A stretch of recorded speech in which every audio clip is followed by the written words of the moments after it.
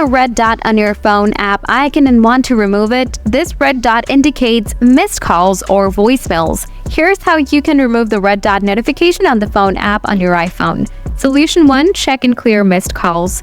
Open the phone app, tap the Recants tab at the bottom.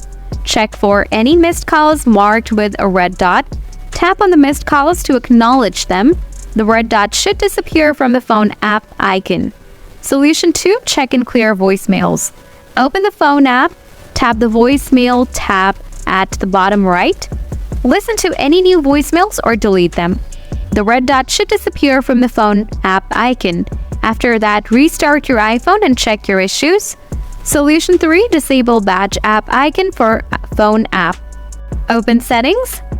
Scroll down and tap notifications. Tap phone. Toggle off badges.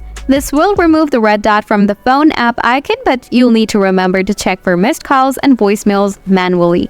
This is how you can remove the red dot notification on the phone app on your iPhone. If you have any questions, let me know in the comments. Thanks for watching.